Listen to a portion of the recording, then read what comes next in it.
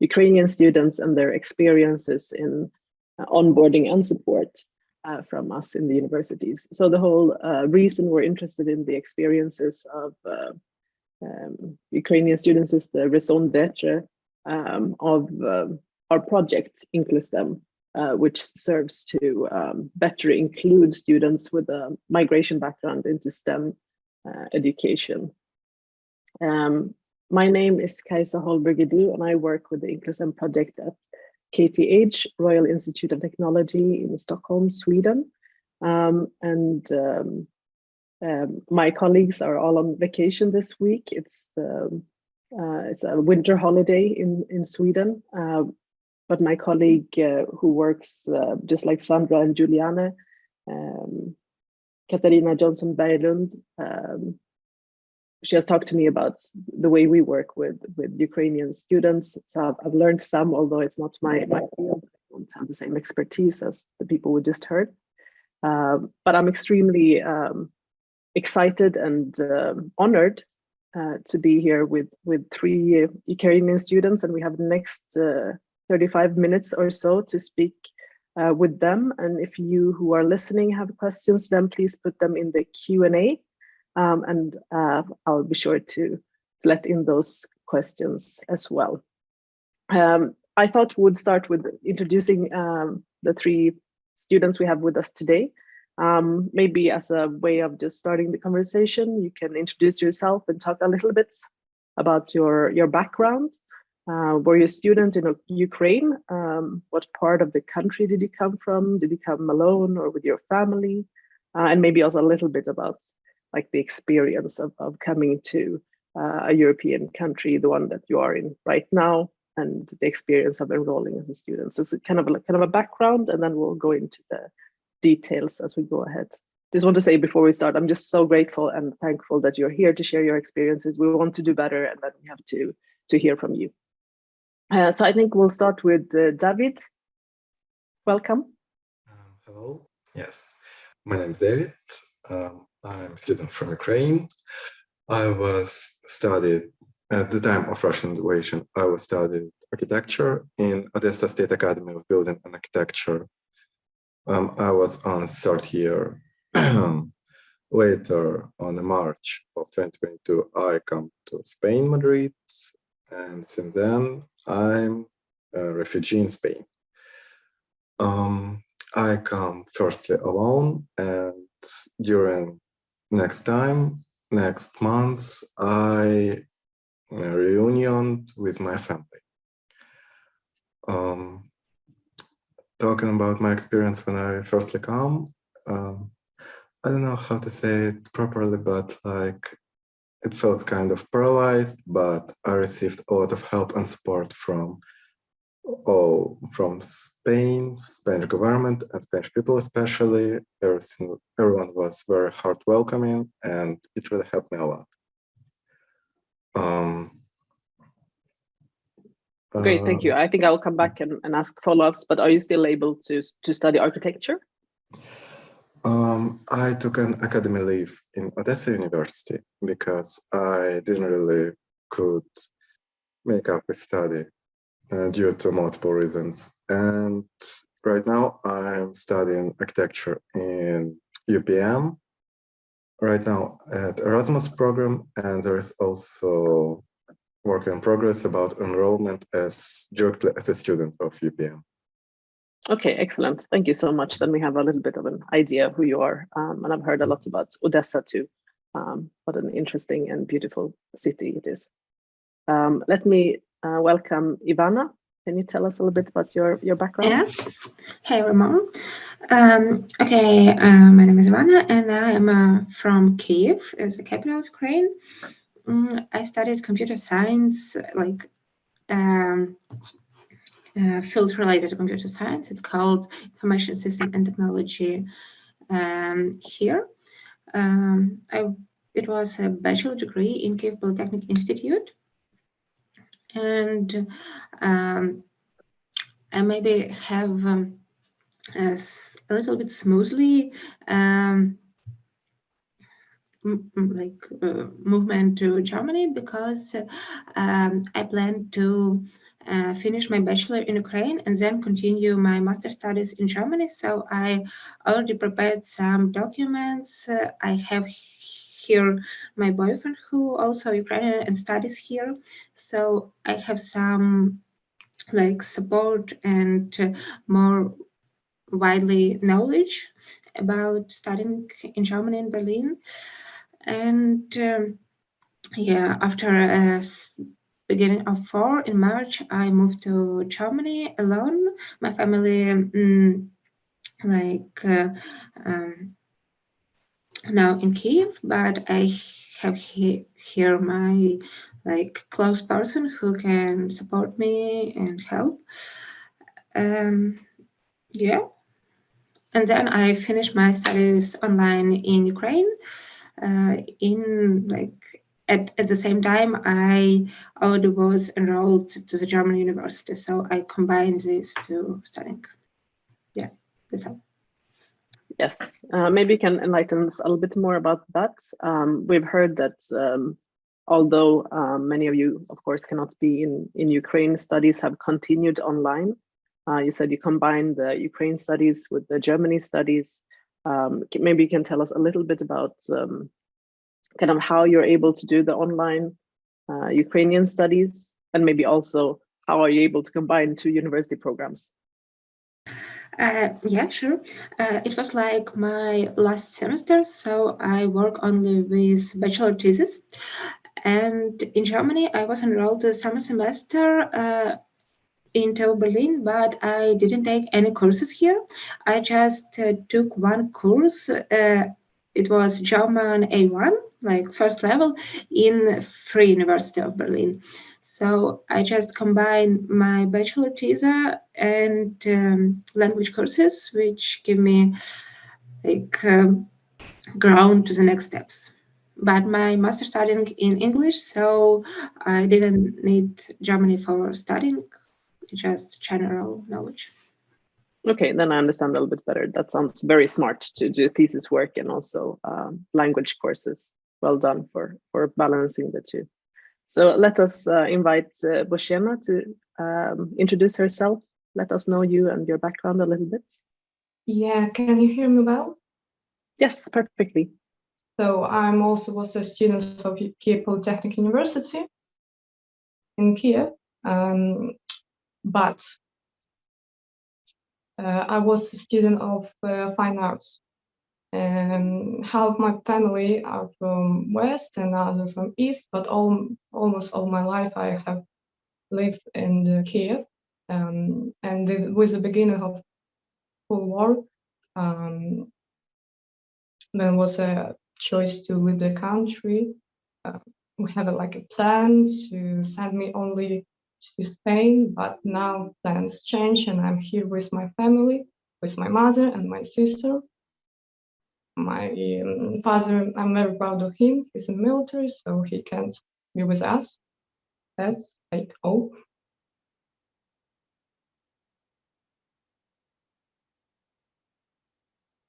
And are you able to continue your studies in fine arts, or what does your studies look like now? Yeah. Yes. Now I'm a student of University of Barcelona of Fine Arts. I came here like by accreditation credits. I'm not Erasmus student. To be honest, it was very hard because at first you must learn two languages. Because I'm in Barcelona, it's part of Catalonia, so you have to know Catalan language and Spanish language. I'm sorry, my cat's sleeping in the, so you can hear her. And cats are also welcome, I think. And also, I did all my documentary and scholarship, which I'm really thankful to Fundación Solicitar. They helped me a lot with the language courses. They like they did me a possibility to learn this two language every day for 6 hours for 4 months, and after accreditation to the UB. Okay, good. So now we've heard from all three of you, and we're, as I said, very happy to have you here. I think we have also a nice spread. We have students from Kiev and from also studying from Odessa and studying in different parts of Europe. So I think that's good. The reason why we don't have Swedish students here, because we also have Ukrainian students in Sweden, of course, is that in the Swedish system, you kind of enter in like anyone else. So we don't have a register of nationalities. So it's not so easy to find them. Informally, of course, they meet with other international students, but for this program, I was not able to track one down, but for sure, they're there as well. I was curious to know, because it sounds like all of you are quite well integrated. You have managed to take language courses. You have managed to find your right courses to continue on your track. Would you say that your story is typical if you talk to your Ukrainian peers, or were you lucky, so to speak? And if you were lucky, what support helped you? I think maybe I'll go to David first. Honestly, I haven't met other Ukrainian students in UPM yet, because I know that there is others, but we are in different studies, so our paths didn't cross yet. So I can't really tell about others' experience, but I think that I've been pretty lucky because I received a lot of help, both from Spain and especially from university. They provided me with study, they provided me with multiple language courses, and yes. And what was especially helpful to you when you came? What kind of services helped you? And when you think back, if you hadn't gotten it, it might be difficult to be where you are. Just so we know what we should continue doing. Honestly, in mental aspect, it really helped me the fact that I brought back some routine in my life, that I went back to socializing, talking with people, doing some study. It really helped me. Yes, so basically to have access to university Yes. education so that you can have a routine, you can have a daily life. That is what Yes. helps. Yes. So as soon as possible, if we can get people into study programs, that Yes, would be good really from your helpful. point of view. Thank you. I think that's very clear. How about Ivana and Oshena? How do you see this? Do you agree? Yeah. For me, it was. I think I like it because I started prepared to my studies in Germany before the war started, so I already know like what my next step will be, and it was easy to me to apply to my master studying into Berlin because I have all documents like which I can have for that moment. I have documents. I had been already registered for English exam, but I just waited to pass it. Also, I contacted to Berlin after the period of time to apply for summer semester was ended, and I applied after this period, and they accept me and enroll me as a student after the semester started. So it was really exception from their side, and I'm really thankful them for it. So for me, it was not so challenging because I have some background for this. Yes, you had already planned, and you had somehow the best setup with also somebody who was waiting for you in Germany. Yes, please go ahead. Yeah, and also people when I visited German courses in a free university of Berlin, here was like a ground course of German. So students were or Erasmus from other countries or Ukrainians, and a lot of them just moved to Germany like months ago, weeks ago, and as I know, they also plan to continue studies here or work. So they create this plan from scratch at that moment. So sorry, I didn't get the last part. What was their situation? Have they been able to also find their way? Yeah, they. I think the best way to find the best possibility for you it's write a lot of emails and contact universities which you're interested because here are really supportive and friendly people who want to like help, and they give really good information which can like help you to continue your studies or started something new.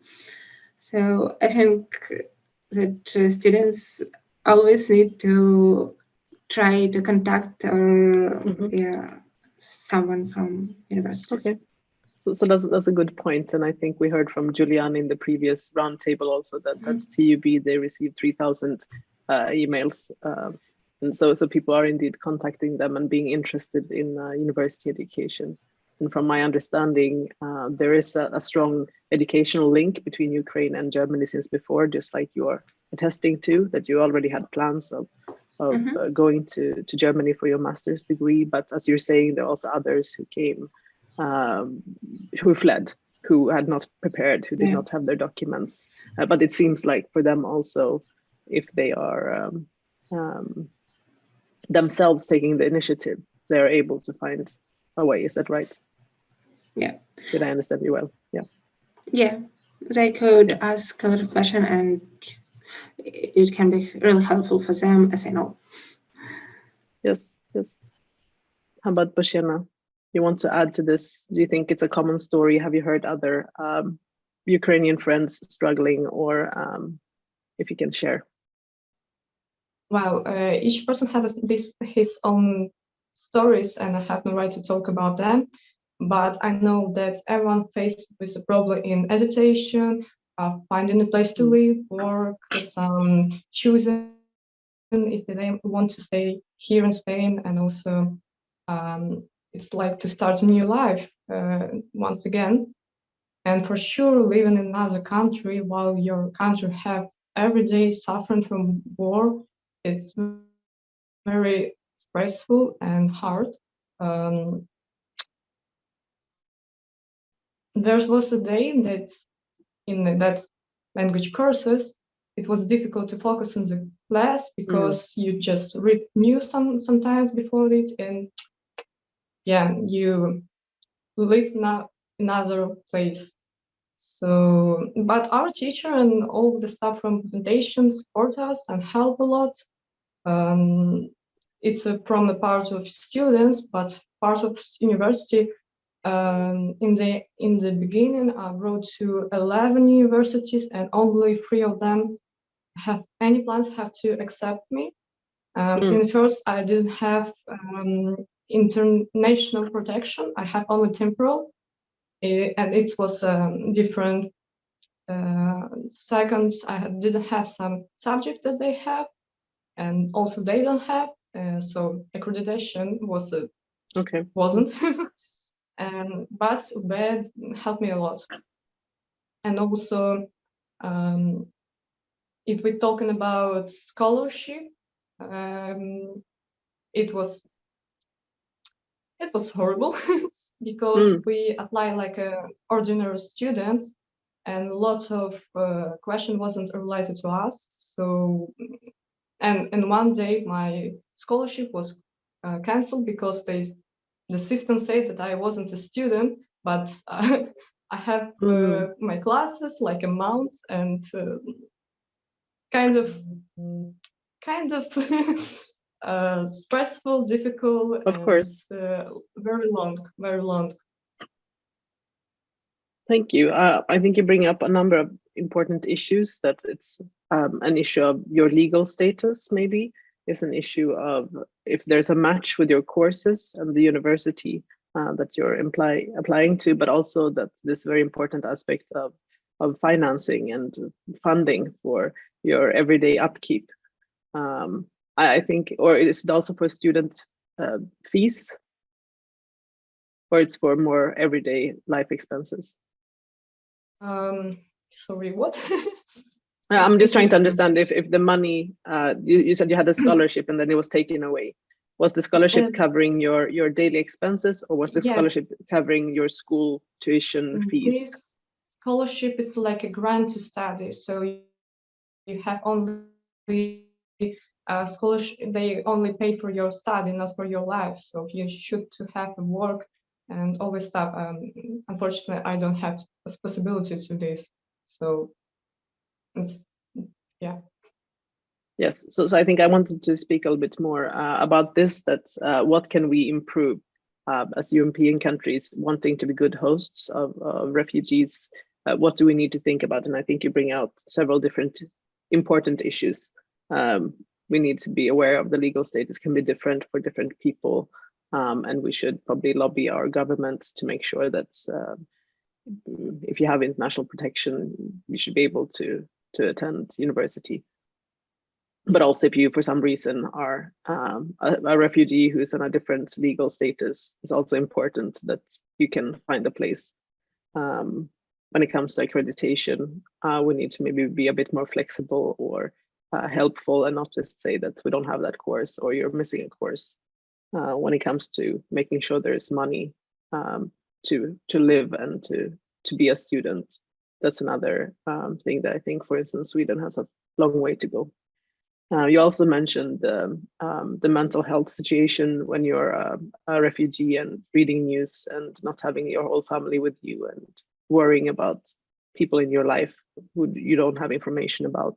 And I think that's also an important aspect. And as we heard in the previous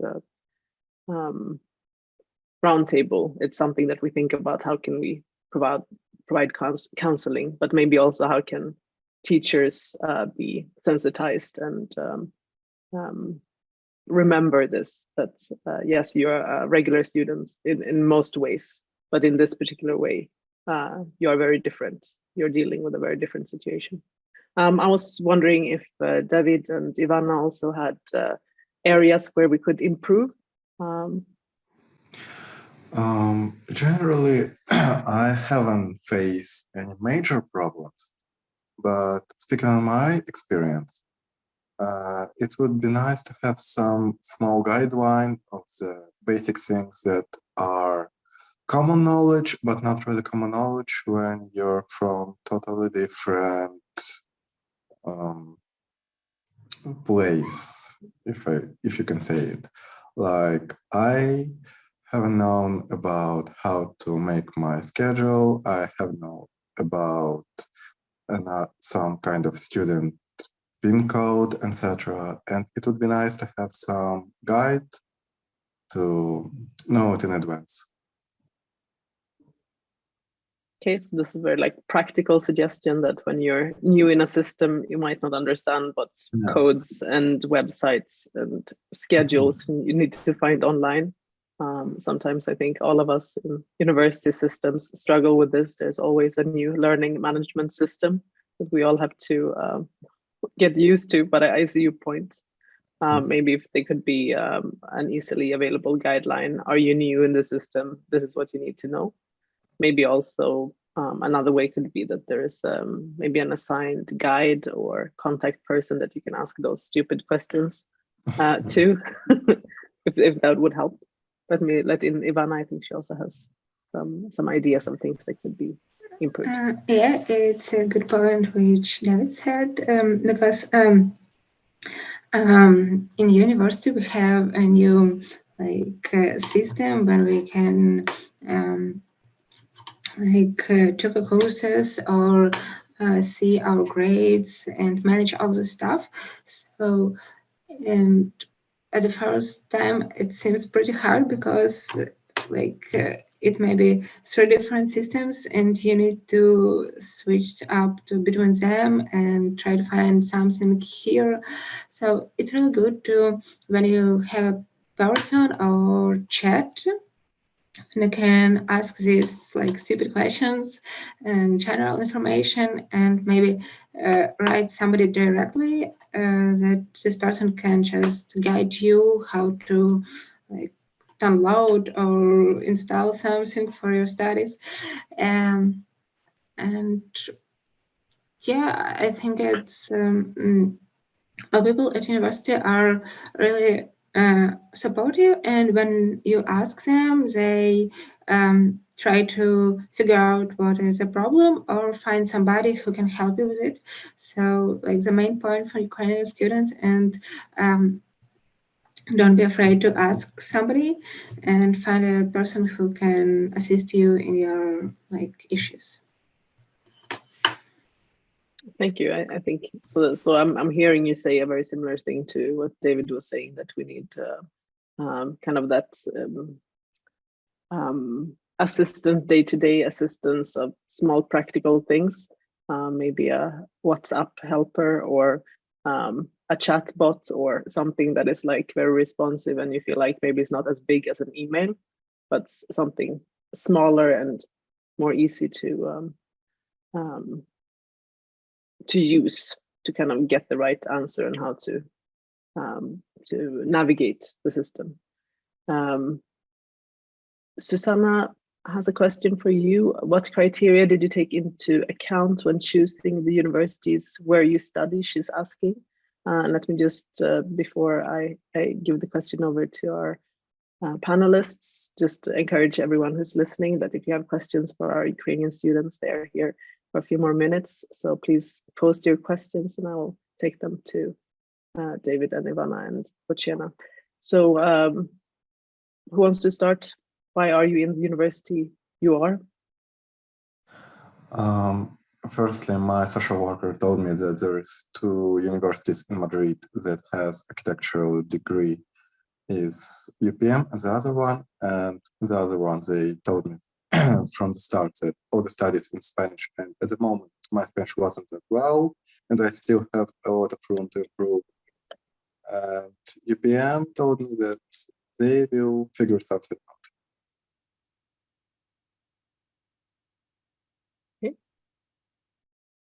Ivana, why are you? Yeah. You had already made plans from the start. I was looking for like English master program, because my German knowledge was not enough, was like 0 at that point of time. And like I wanted to continue my studies in this field which I did my bachelor's, so it was related to computer science masters. And for me, it was important that this university should be in Berlin, because I wanted to move like not like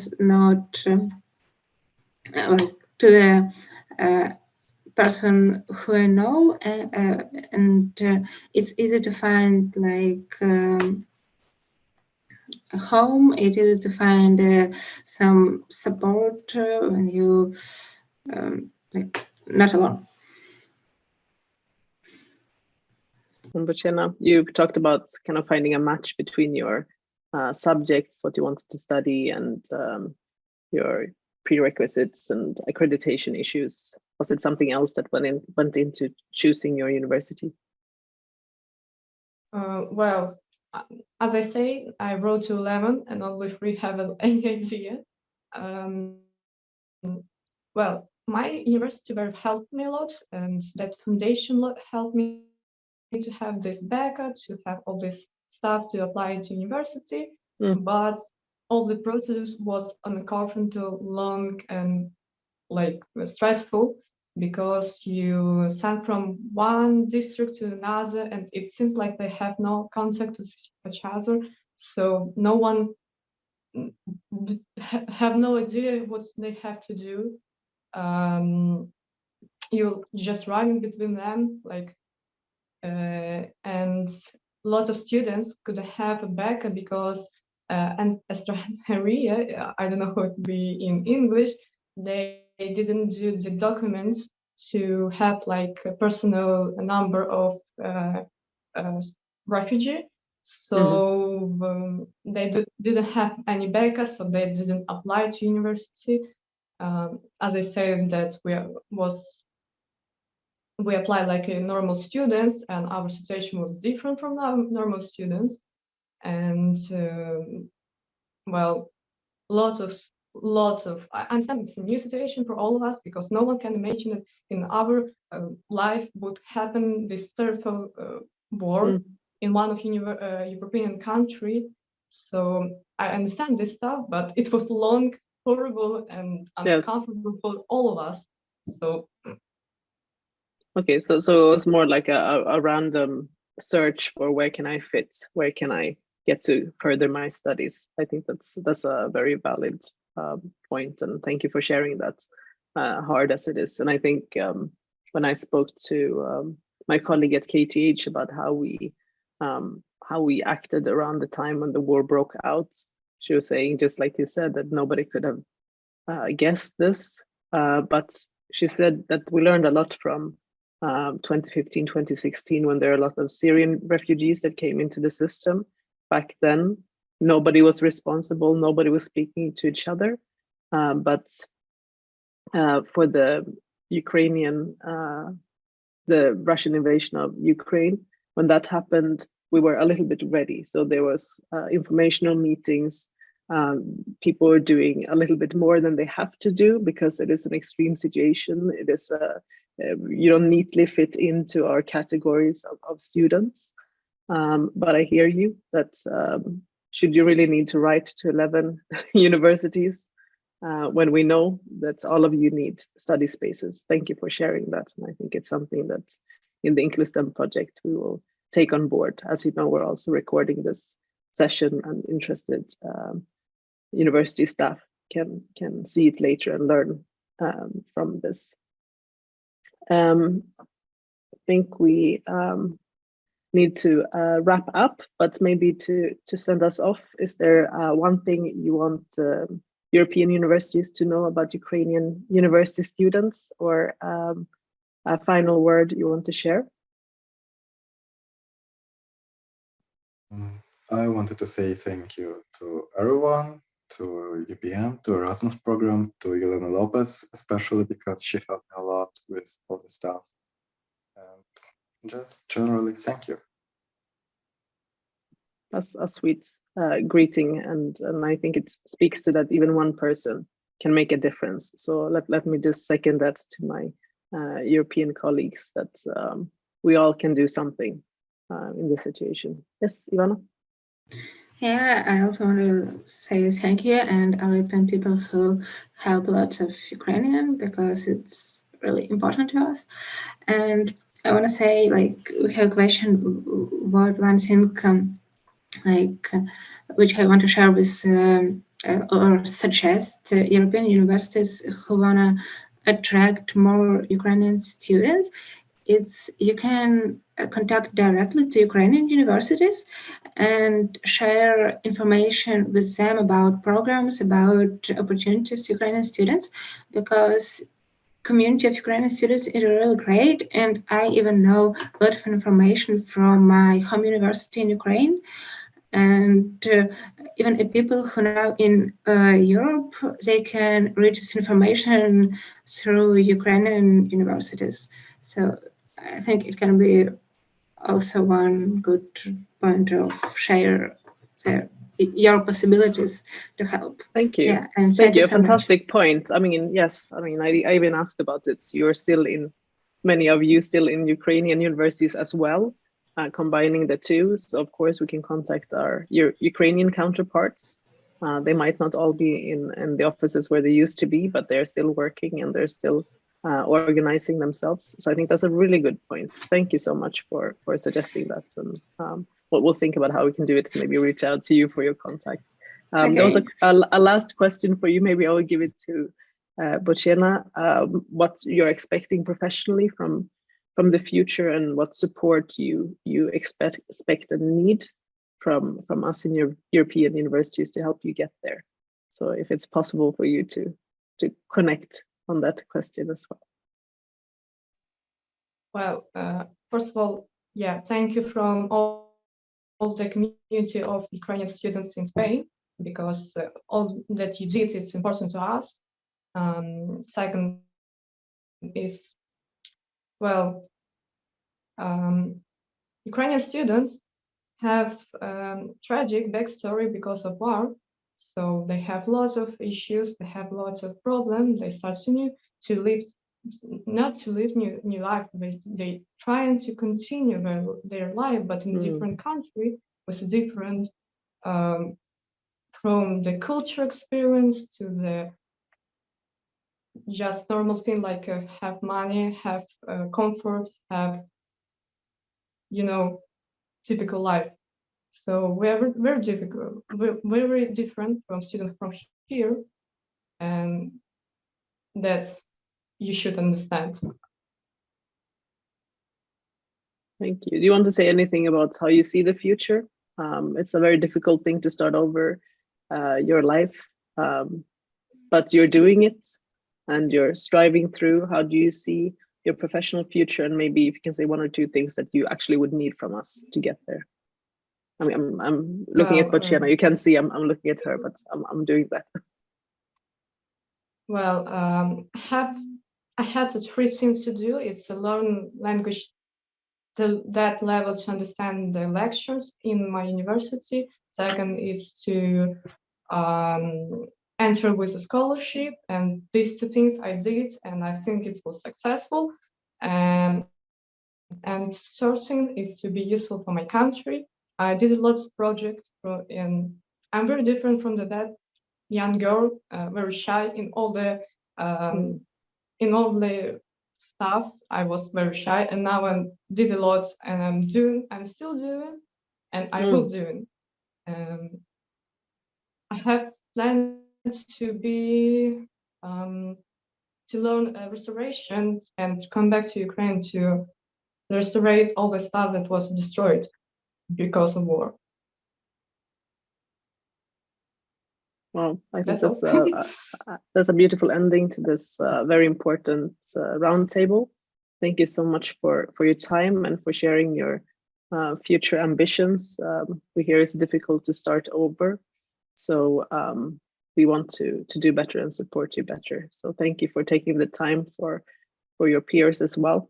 Hopefully, we're able to share what you said here to our colleagues in the European universities.